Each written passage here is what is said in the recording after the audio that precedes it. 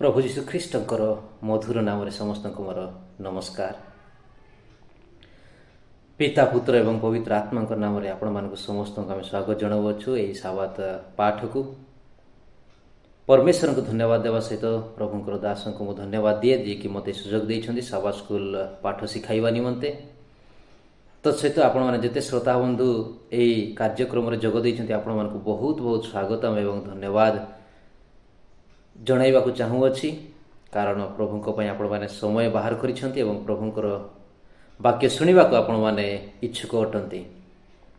प्रभु निश्चय तांकर स्वर्ग द्वार खोली तांकर विश्वासी मानकु ठीक समय रे उचित रूप से आशीर्वाद करिवे बोली हम विश्वास करूछु। प्रभुंको पाद तले जो समय आम बिताई अच्छु ताहा केबे भी मूल्यहीन होई न थाए। सदा बेले तार प्राप्य आम को मिली थाए और प्रभु विश्वस्त अटंती जे कि ताहांकर विश्वासी मानक केबे भी खाली हाथ रे विदाय दियंती नहीं। प्रिय भाई एवं भणी माने आसंतु आम माने पवित्र आत्मा साहाय्य नहीं कि पवित्र धर्मशास्त्र उन्मुक्त करवा एवं तांकर शिक्षा आम माने पाइबा। प्रार्थना सहित आम माने आगक जीवा। सन्याधिपति सदा प्रभु जगतर सृष्टिकर्ता बापा तुमर पवित्र नाम रे अशेष अशेष धन्यवाद हो प्रभु। आम समस्त के सुजोग देइछन्ती। हाँ प्रभु आम को दया करिछु बोली आम बंचिअछु। आम को अनुग्रह करिअछु बोली आम आवश्यक तुम जोगाइअछ। आम को प्रेम करिअछु बोली सुरक्षित रखिअछ। तुम एक जत्नवान परमेश्वर बोली आम धन्यवाद देउछु। प्रिय प्रभु आज ए साबा स्कूल माध्यम रे प्रभु आम तुम शरणागत हेउछु। आम मान साथी थाओ पवित्र आत्मा रे परिपूर्ण कर प्रभु जेपरिक आम तुम निगूढ़ रहस्य गुड़ाक बुझीपर गभीर तथ्य गुड़ाक जापर एवं तुम क्रूसर निकटवर्ती हो पार। तसहित प्रभु जेहेतु तुम शीघ्र आसुअछ ए साबा स्कूल माध्यम आम जेपरिक प्रस्तुत हो तुमको भेटा निमंते हेतु आम समस्त को तुम जागृति उद्दीपना कर पाप अपराध क्षमा कर बोली यही साबात पाठ को तुम्हें ही आम को शिक्षा दिया बोली जीशु नाम मागुछु आमेन। प्रिय भाई एवं भणी माने आम माने यही सप्ताह रे साबात स्कूल पाठ 8 रे आम माने पहुंची अछु एवं तार मुख्य प्रसंग रही अछि गीत संहिता रे आम किपरि अंतिम समय चिन्ह प्रतीक जहाँकि आम माने पाई परिबा। आउ एई पाठ रे आम माने भाग 1 आम शिखिबा एवं गीत संहिता आम समस्त जानिछु। प्रभुंकर दास दाऊद किछि लिखिछन्ति, प्रभुंकर दास मूसा किछि लिखिछन्ति, प्रभुंकर अन्य अन्य दास माने मध्य लिखिछन्ति। हेले प्रिय भाई एवं भणी माने आजिर पाठर मूल वचन दिया जाई अछि मुख्य स्मरणीय पद प्रकाशित पुस्तक 14:1। प्रकाशित 14:1 जदि आम माने बाइबल खोलिबा एठारे लिखा जाए तत्परे मो दृष्टिपात कली आउ देख सियोन पर्वत उपरे मेष शावक आउ झील माने कपाल रे ताहांको नाम और ताहांको पितांको नाम लिखित थिला एपरि 1,44,000 लोकंकु ताहांको सहित दंडायमान थिबार देखिली। प्रकाशित जोहन जेतबेले पात्मोस नामक द्वीप रे ए दर्शन गुड़ाक पाउथिले सेई दर्शन मानक मध्यरु आउ गोटे दर्शन जहाँकि प्रकाशित 14 अध्याय लिखा जाई अछि। आउ जेतबेले से दृष्टिपात कले तांकु सियोन पर्वत देखागला। जो सियोन पर्वत उपरे मेष शावक उपस्थित रहिछन्ति आउ तांको सम्मुख रे 1,44,000 दंडायमान होइथिले। आउ से 1,44,000 लोकंको कपाल रे ताहांकर पितांकर नाम लेखा थिला बोली बाइबल रे कहा जाउ अछि। हेले आजिर पाठ रे प्रिय भाई एवं भणी माने आम माने से परमेश्वरंकर जो नाम ताहा कोन दर्शाए एवं प्रभुंकर सानिध्य रे विश्वासी मानकर उपस्थितिर कोन मूल्य रहे से विषय आम टिके आम माने आज शुणिबा। आसंतु आम माने आगकु जीवा। प्रकाशित पुस्तक एवं दानिएल पुस्तक बुझिबा निमंते आममानंकु विशेष करी पुरातन नियमर किछि गुडाए पुस्तकर सहारा नेबाको पड़ी थाए, जेपरिक आदि पुस्तक, जेपरिक गीत संहिता पुस्तक, एसबुरे एई भविष्यवाणी पुस्तक मानकर बहुत तथ्य गुड़ाक छिन्न वर्ण रे दिया जाई अछि एवं मनुष्य मानकर जो अनुभव जहाँकि प्रभुंकर आत्मा द्वारा प्रेरित होइकि प्रभुंकर दास माने लिखिछंती। एवं आसंतु आमाने एई मंदिर बा पवित्र स्थली क्यों कारणरू निर्माण होइछि आम माने जानियछु। प्रकाशित पुस्तक 25 तार 8 पदर लिखा जाइछि जे प्रभु मूसा को कहिले तुम्हे आम्भ पाई गोटे मंदिर निर्माण करो जो मंदिर रे कि आमे आमर लोक मानक सहित बास करिबु। प्रभु पापी मनुष्य को एते भल पाती, एते स्नेह करती, एते दया करती जे से पवित्र हेले हैं आम मानकर परि अपवित्र मनुष्य मानक मध्य भी से उपस्थित रहिबा को भल पाती। प्रिय भाई एवं भणी माने से दयारे सागर,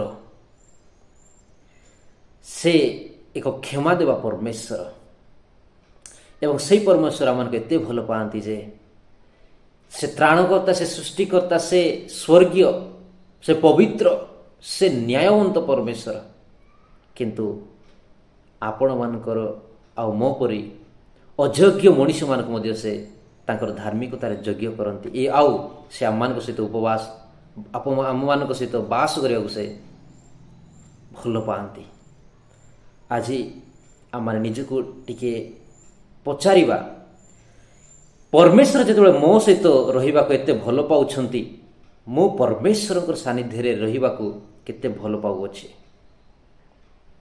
विश्वासी मानकु यह गोटे भाविबा विषय प्रिय भाई एवं भणी माने, कारण अनेक आज आम माने एते सत्य एते बाइबल वाक्य शुणिला परे मध्य जानिला परे मध्य आम अनेक पश्चात गमन करियछु। आमे वर्तमान टिके भाविबा जे परमेश्वर केते आम मानकु भल पाती एवं एते भल पाती जे वर्तमान से स्वर्गरे थाई कि स्वर्गर से पवित्र स्थली रे प्रवेश करिकी ताके आम्मानक निमंते ओकिलाती करूछंती, आम्मानक निमंते ओकिलाती करूछंती। आमन गोटे पद पाठ करिबा जहा कि एब्री पुस्तक 9 पर्व, एब्री पुस्तक 9 पर्व तार 11 रु 15,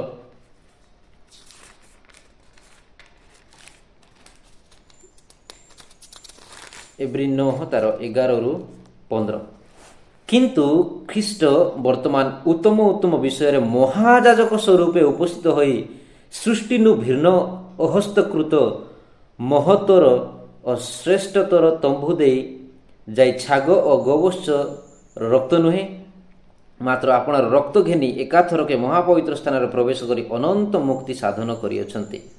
कारण जदि छाग वृक्ष मानक रक्त पुणी अशुचि मानक उपरे सेची तो गाभिभस्म शरीर को पवित्र करे, तेबे जो ख्रीष्ट चिरंतन आत्मा द्वारा आपना को निखुंत बलि स्वरूपे ईश्वर निकट में उत्सर्ग कले ताहांको रक्त केते अधिक परिमाण रे जीवित ईश्वर को सेवा करने निमंते मृत कर्मरु आम मानक विवेक को शुद्धन करिवो। आ एही कारणरु से नूतन नियमर मध्यस्थ होइअछि, जेपरि प्रथम नियमकालीन अपराध मार्जनार्थे मृत्युभोग कर जाइथिबारु आहूत लोक माने अनंत अधिकार संबंधी प्रतिज्ञार फल प्राप्त हुअन्ति। कौनसी मेष बा छागर रक्त नुहे, किंतु प्रभु आपणा पवित्र रक्त दे आम मानक निमंते बलिदान हेले एवं वर्तमान से महाजाजक स्वरूपे स्वर्गर मंदिर से आम मानक पई सेवायत करूछन्ति। प्रभु आम मानक एते भल पाती प्रिय भाई एवं भणी माने। आ पुरातन नियम रे जेते सबु लेखा जाय अछि से केउ उद्देश्य रे लेखा जाय अछि?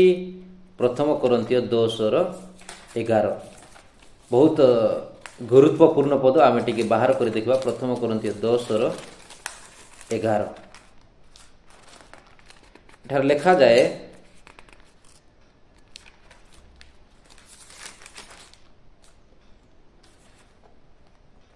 ଏହି ସମସ୍ତ ଦୃଷ୍ଟାନ୍ତ ସ୍ୱରୂପେ ସେମାନଙ୍କ ପ୍ରତି ଘଟିଲା, ଆଉ ଯେଉଁମାନଙ୍କ ସମୟରେ ଯୁଗାନ୍ତ କାଳ ଉପସ୍ଥିତ ହୋଇଅଛି, ଏପରି ଯେ ଆମ୍ଭେମାନେ ଆମ୍ଭମାନଙ୍କ ଚେତନା ନିମନ୍ତେ ସେହି ସବୁ ଲେଖାଯାଇଅଛି।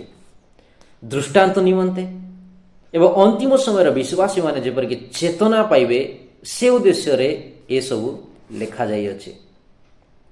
ସେଥିପାଇଁ ବର୍ତ୍ତମାନ ଭବିଷ୍ୟତ ଏବଂ ଇତିହାସକୁ ଜାଣିବା ପାଇଁ ବାଇବଲର ପ୍ରାରମ୍ଭରୁ ଶେଷ ପର୍ଯ୍ୟନ୍ତ ପଢ଼ିବା ନିହାତି ଦରକାର। ପ୍ରିୟ ମନୋନୀତ ଲୋକମାନେ, ଆଉ ଆମମାନେ ଏସବୁ ବିଷୟ ମନେ ରଖିବା।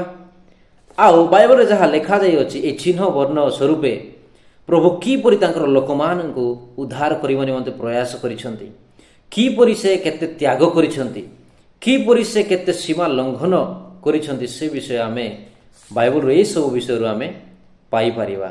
ଏବଂ ଯେ ବି ଏସବୁ ପାଠ କରେ, ସେ ପ୍ରଭୁଙ୍କର ପ୍ରେମକୁ ଗଭୀର ଭାବେ ବୁଝେ ଏବଂ ନିଜର ବାଟମଣା ମନକୁ ସେ ପ୍ରଭୁଙ୍କ ପାଖେ ଫେରାଏ। ପ୍ରିୟର ଭାଇ ଏବଂ ଭଉଣୀମାନେ, ଆମମାନେ ଆଗକୁ ଯିବା। ଏଇ ଯେଉଁ ପ୍ରକାଶିତ 14:1 ଆମମାନେ ଦେଖିଲୁ ଯେ ଆଉ ସେଇ ମେଷ ଶାବକ ସିହନ ପର୍ବତ ଉପବିଷ୍ଟ ହୋଇଅଛନ୍ତି। এই ସିହନ ପର୍ବତ ଉପରେ କେଉଁମାନେ ସେଇ ରକ୍ଷାକର୍ତ୍ତା ଉଦ୍ଧାରକର୍ତ୍ତା ଜୀବିତ ପରମେଶ୍ୱର ଯୀଶୁଖ୍ରୀଷ୍ଟଙ୍କ ସହିତ ଉପସ୍ଥିତ ରହିପାରିବେ, ତାହା ଆମମାନେ ଟିକେ ଗୀତ ସଂହିତା 15 ପର୍ବରେ ଟିକେ ଦେଖିବା। ଆଉ ଏଠାରେ ଲେଖାଯାଏ, ହେ ସଦାପ୍ରଭୁ, ତୁମ୍ଭ ଆବାସରେ କିଏ ପ୍ରବାସ କରିବ? ଆଉ ପରମେଶ୍ୱର କେଉଁଠାରେ ଆବାସ କରନ୍ତି? ସେ ସିୟନ ପର୍ବତ ଉପରେ। ତୁମ ପବିତ୍ର ପର୍ବତରେ କିଏ ବାସ କରିବ? ଦାଉଦ ମହାରାଜା ନିଜକୁ ଏତେ ନମ୍ର କରି ପ୍ରଭୁଙ୍କୁ ପ୍ରଶଂସା ଦେଇ କହୁଅଛନ୍ତି ଯେ, ହେ ସଦାପ୍ରଭୁ, ତୁମ ଆବାସରେ କିଏ ବା ବାସ କରିବ? ତୁମର ପବିତ୍ର ପର୍ବତରେ କିଏ ବା ଦିବ୍ୟମାନ ହେବ ବୋଲି ସେ ଏଠାରେ ଉଲ୍ଲେଖ କରିଛନ୍ତି। ଏବଂ କେଉଁମାନେ ସେହି ସୁଯୋଗ ପାଇପାରିବେ, କେଉଁମାନେ ସେ ଅଧିକାର ପାଇପାରିବେ, କେଉଁମାନେ ସେ ଯୋଗ୍ୟ ହୋଇପାରିବେ, ତାହା 2 ପଦରେ ଲେଖାଯାଇଅଛି। ଗୀତ ସଂହିତା 15:2 ଯେଉଁଜନ ସରଳାଚରଣ ଓ ଧର୍ମକର୍ମ କରେ ଓ ଆପଣା ଅନ୍ତଃକରଣରେ ସତ୍ୟ କହେ, ପରମେଶ୍ୱରଙ୍କର ସିହନ ପର୍ବତରେ ଉପସ୍ଥିତ ହେବା ବା ଯୋଗ୍ୟ ହେବା ନିମନ୍ତେ ପ୍ରଥମ ତାର ସର୍ତ୍ତ ରହିଅଛି। ଯେଉଁଜନ ସରଳାଚରଣ କରେ, ଗର୍ବ ନ ହୋଇ ନମ୍ର ହୁଏ, ଦମ୍ଭ ଅଭିମାନରେ ଜୀବନ ନ ବିତାଇ ସରଳାଚରଣ କରେ, ସରଳ ଆଚରଣ, ନମ୍ର ଜୀବନ, ସିଧାସଳଖ, ସିଧା ସାଧା, ପବିତ୍ର ବିଶ୍ୱସ୍ତ ଜୀବନ ବିତାଏ ଓ ଧର୍ମକର୍ମ କରେ। ପ୍ରଭୁଙ୍କୁ ଉପାସନା କରିବା, ପ୍ରଭୁଙ୍କୁ ଭୟ କରିବା, ଅନ୍ୟକୁ ସାହାଯ୍ୟ କରିବା, ଅନ୍ୟକୁ କ୍ଷମା କରିବା, ଅନ୍ୟକୁ ଦୟା ଦେଖାଇବା, ଏସବୁ ଧର୍ମକର୍ମରେ ଗଣାଯାଏ। ଯେଉଁମାନେ ସରଳାଚରଣ ଧର୍ମକର୍ମ କରନ୍ତି, ଆପଣାର ଅନ୍ତଃକରଣରେ ସତ୍ୟ କହେ, ସେଇମାନେ ହିଁ ପରମେଶ୍ୱରଙ୍କର ସିୟନ ପର୍ବତରେ ଉପବିଷ୍ଟ ହେଇପାରିବେ। ପ୍ରିୟ ବିଶ୍ୱାସୀ ଭାଇ ଓ ଭଉଣୀମାନେ, ମୁଁ ଆଶା କରୁଅଛି ଆମେ ସମସ୍ତେ ସେ ପବିତ୍ର ଆତ୍ମାଙ୍କର ସ୍ୱରକୁ ଶୁଣୁଅଛୁ ଏବଂ ତାର 3 ପଦରେ ଆମମାନେ ଅଳ୍ପ ଦେଖିବା। ସେ ଆପଣା ଜିହ୍ୱାରେ ଗ୍ଲାନି କରେ ନାହିଁ ଓ ବା ଆପଣା ମିତ୍ରର ଅନିଷ୍ଟ କରେ ନାହିଁ, କିମ୍ବା ଆପଣା ପ୍ରତିବାସୀ ବିରୁଦ୍ଧରେ ନିନ୍ଦା ପ୍ରକଟ କରେ ନାହିଁ। ଗୀତ ସଂହିତା 15 ପର୍ବ 1-5 ଯାଏ ଆପଣମାନେ ପାଠ କରିପାରନ୍ତି। ଏସବୁରୁ କେବଳ ଗୋଟିଏ ଶବ୍ଦ ମୁଁ ବିଶେଷତଃ କହିବାକୁ ଚାହେଁ ଯେ, ଯେଉଁମାନେ ଧର୍ମକର୍ମ କରନ୍ତି, ଯେଉଁମାନେ ନିଜକୁ ଧାର୍ମିକ କରନ୍ତି, ଯେଉଁମାନେ ପରମେଶ୍ୱରଙ୍କର ଆଜ୍ଞା ପାଳନ କରନ୍ତି, ସେଇମାନେ ହିଁ ସେ ସିୟନ ପର୍ବତରେ ଉପବିଷ୍ଟ ହେବା ନିମନ୍ତେ ସୁଯୋଗ ପାଇବେ ବା ଯୋଗ୍ୟ ଗଣିତ ହେବେ। ପ୍ରିୟ ପରମେଶ୍ୱରଙ୍କର ମନୋନୀତ ଲୋକମାନେ, ଏବଂ ସେଇ ମେଷ ଶାବକ ପାଇଁ ହିଁ, ସେ ମେଷ ଶାବକ ଯେହେତୁ ଉପବିଷ୍ଟ ଅଛନ୍ତି ସିୟନ ପର୍ବତ ଉପରେ ଏବଂ ସେ ମହାପବିତ୍ର ସ୍ଥଳୀରେ ମଧ୍ୟ ସେ ବର୍ତ୍ତମାନ ଉପବିଷ୍ଟ ଅଛନ୍ତି ସ୍ୱର୍ଗରେ, ସେଇ ମେଷ ଶାବକ ନିମନ୍ତେ ସେ ଯୀଶୁଖ୍ରୀଷ୍ଟଙ୍କ ଦେଇ ତାଙ୍କ ଦ୍ୱାରା ହିଁ ଆମମାନେ ଧାର୍ମିକ ଗଣିତ ହେଇପାରିବା। ଆମର ନିଜର ଧର୍ମ କର୍ମରେ କେବେ ବି ନୁହେଁ। କାରଣ ଆମେ ଯେତେ ମାତ୍ରାରେ ପାପ କରିଅଛୁ, ଆମେ ଯେତେ ଧର୍ମ କର୍ମ କଲେ ମଧ୍ୟ ତାହା ତୁଳନା କରାଯାଇପାରିବ ନାହିଁ। ସେଥିନିମନ୍ତେ ଯୀଶୁଖ୍ରୀଷ୍ଟ ଆମମାନଙ୍କର ବଳିଦାନ ସାଜିଲେ ଏବଂ ତାଙ୍କର ଧାର୍ମିକତାରେ ଯେତେବେଳେ ଆମମାନଙ୍କୁ ସେ ଘୋଡ଼ାଇବେ, ତେବେ ହିଁ ଆମେ ନିଜକୁ ଧାର୍ମିକ ଗଣିତ କରି ସେ ସିୟନ ପର୍ବତରେ ଉପବିଷ୍ଟ ହେବା ପାଇଁ ଆମେ ସୁଯୋଗ ପାଇପାରିବା। ଯୀଶୁଙ୍କୁ ବିଶ୍ୱାସ କରିବା, ଯୀଶୁଙ୍କର ନିଜର ପ୍ରେରଣା ରଖିବା ଏବଂ ଯୀଶୁଙ୍କୁ ସଦାବେଳେ ଆମମାନେ ଚାହିଁବା। କାରଣ ଯୀଶୁ ପାଇଁ ହିଁ ଆମମାନେ ସ୍ୱର୍ଗର ଆଶା ଦେଖିପାରିବା। ପ୍ରିୟ ପରମେଶ୍ୱରଙ୍କର ଲୋକମାନେ, ଆଉ ଗୋଟିଏ ବିଷୟ ଭୁଲିବା ନାହିଁ। ଆମମାନେ ଯୀଶୁଙ୍କର ଯେଉଁ ରକ୍ତ, ବହୁମୂଲ୍ୟ ରକ୍ତ, ଯାହାକି କ୍ରୁଶରେ ଆମମାନଙ୍କ ନିମନ୍ତେ ସେ ଝରାଇଲେ, ସେ ରକ୍ତ ଦ୍ୱାରା ହିଁ ଆମମାନଙ୍କର ପାପ ମୋଚନ ହେବ ଯଦି ଆମମାନେ ବିଶ୍ୱାସ କରି ତାହାକୁ ସ୍ୱୀକାର କରିବା। ତ ସହିତ ଏହି ପରମେଶ୍ୱରଙ୍କର ଯେଉଁ ଧାର୍ମିକତା, ତାଙ୍କର ନିୟମ ଆମମାନେ ଦେଖିବା। ଏବ୍ରୀ 10 ତାର 16 ଏବଂ 17 ପଦ ଟିକେ ପାଠ କରିବା। ଏବ୍ରୀ 10 ତାର 16 ଏବଂ 17 ଏପରି ଲେଖାଯାଏ, କାରଣ ପ୍ରଭୁ ଏହି କଥା କହନ୍ତି, ସେହି ସମୟ ଉତ୍ତାରେ ଆମ୍ଭେ ସେମାନଙ୍କ ସହିତ ଯେଉଁ ନିୟମ ସ୍ଥାପନ କରିବା ତାହା ଏହି, ଆମ୍ଭେ ସେମାନଙ୍କ ହୃଦୟରେ ଆପଣା ବ୍ୟବସ୍ଥା ଦେବା, ପୁଣି ସେମାନଙ୍କ ମନରେ ସେହି ସବୁ ଲେଖିବା। ଏହା କହିଲା ଉତ୍ତାରେ ସେ କହନ୍ତି, ସେମାନଙ୍କ ପାପ ଓ ସେମାନଙ୍କ ଅପରାଧ ସବୁ ଆମେ ଆଉ ସ୍ମରଣ କରିବା ନାହିଁ। ହାଲେଲୁୟା। ଯେତେବେଳେ ପରମେଶ୍ୱରଙ୍କର ଆଜ୍ଞା, ପରମେଶ୍ୱରଙ୍କର ନିୟମ, ପରମେଶ୍ୱରଙ୍କର ବ୍ୟବସ୍ଥା ଆମମାନଙ୍କ ହୃଦୟରେ, ଆମମାନଙ୍କର ଚିତ୍ତପଟାରେ, ଆମମାନଙ୍କର ମନରେ ଯେତେବେଳେ ସେ ଲେଖିଦେବେ, ତାପରେ ହିଁ ଆମମାନଙ୍କର ପାପ ବା ଅପରାଧ ସବୁ ସେ ଆଉ ସ୍ମରଣ କରିବେ ନାହିଁ। ପ୍ରିୟ ପରମେଶ୍ୱରଙ୍କର ମନୋନୀତ ଲୋକମାନେ, ଏଠାରେ ଗୋଟିଏ ବିଷୟ ଆସେ ଯେ ତାଙ୍କର ଆଜ୍ଞା ଆମମାନଙ୍କର ହୃଦୟରେ ଲେଖା ହେବା ତାର ବାସ୍ତବିକ ଅର୍ଥ କ'ଣ? ଏବଂ ଆମମାନେ ଜାଣିଛୁ, ଯେତେବେଳେ ଗୋଟିଏ ନାମ ବିଷୟରେ ଚର୍ଚ୍ଚା କରାଯାଏ, ଏଠାରେ ଯେଉଁ ପଦ ଆମେ ପାଉଅଛୁ ଯେ ପିତାଙ୍କର ନାମ ସେ ଉଦ୍ଧାରିତ 1,44,000 ସମସ୍ତଙ୍କର କପାଳରେ ଲେଖା ଅଛି ବୋଲି, ସେ ନାମର ଅର୍ଥ କ'ଣ? ଏ ନାମର ଏହା ଯେ ସେ ବ୍ୟକ୍ତିର ଚରିତ୍ରକୁ ଦର୍ଶାଏ, ଆଉ ସେ ପିତାଙ୍କର ଚରିତ୍ରକୁ ଦର୍ଶାଏ, ଯାହାକି ଯାତ୍ରା ପୁସ୍ତକ 34 ତାର 5 ଏବଂ 6ରେ ଆମମାନେ ଦେଖିବା। ଯାତ୍ରା 34 ତାର 5 ଏବଂ 6 ପଦ ଆମମାନେ ଟିକେ ବାହାର କରିବା।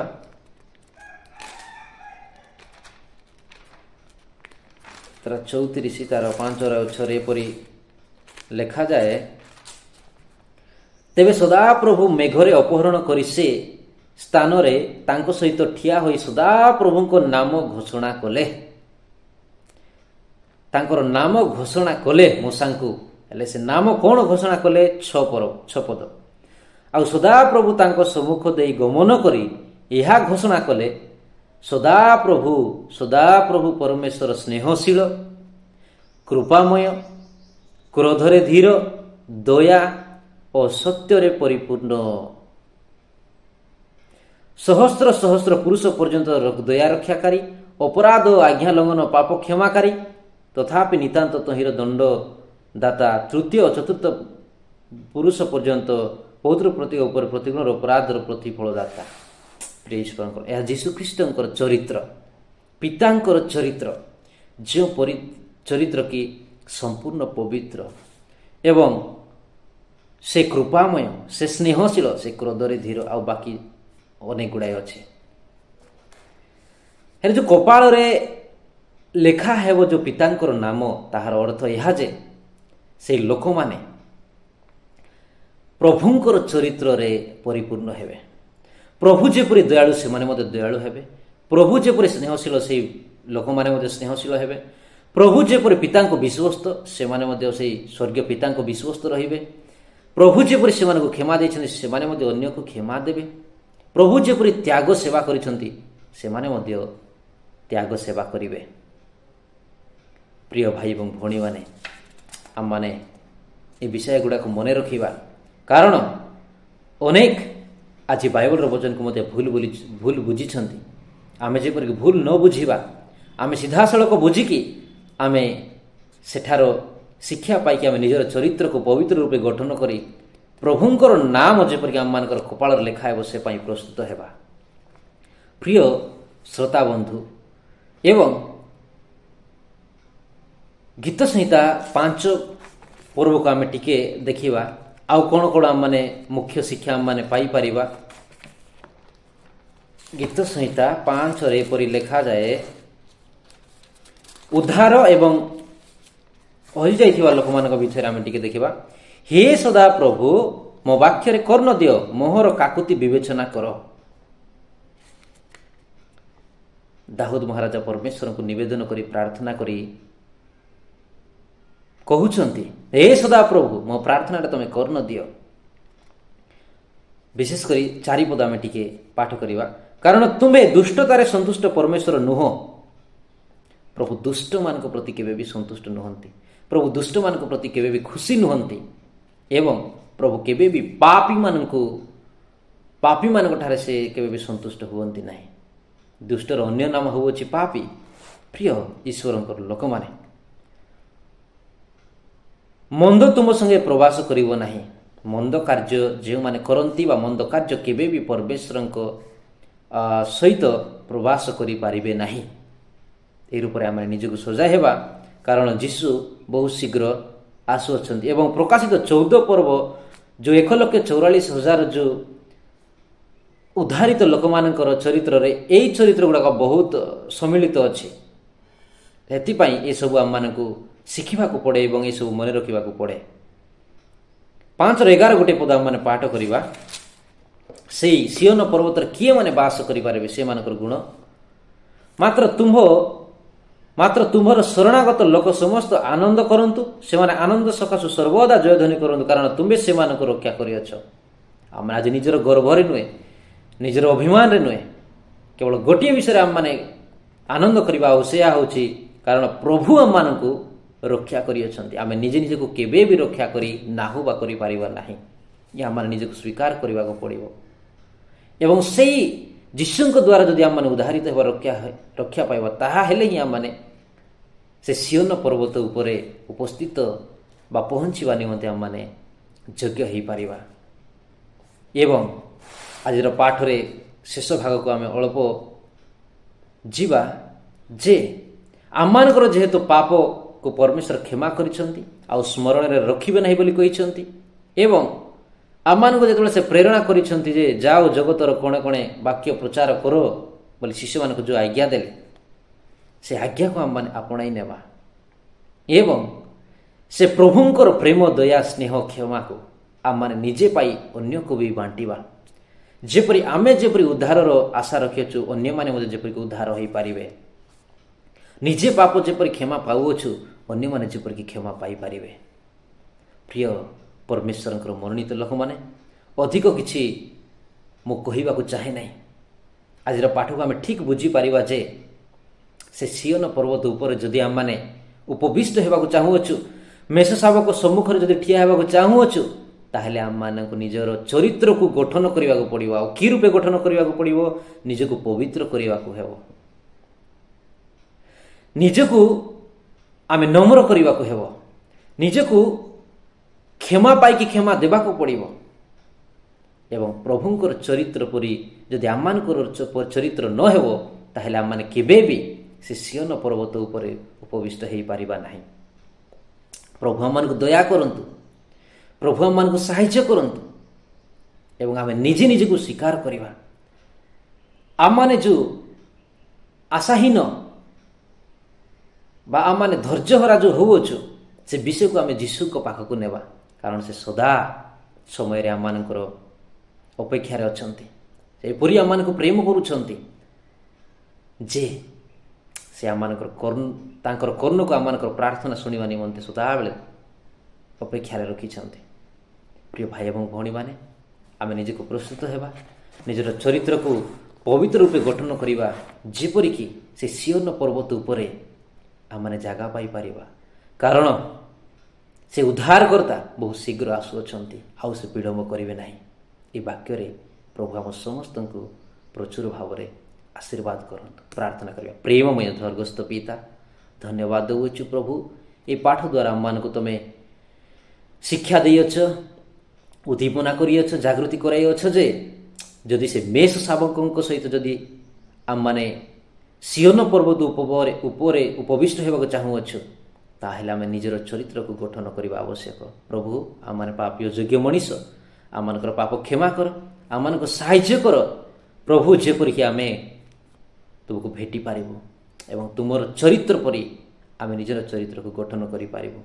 कौन मागबे पिता न मागवा पूर्व तुम सब जानिछ। यही साबात पाठ जेते जन शुणी अच्छा शिखी समस्त आशीर्वाद कर प्रभु आम मान को दया कर बोली प्रार्थना उद्धार करता जीशु नाम रे मागुअछु। आमेन। नमस्कार।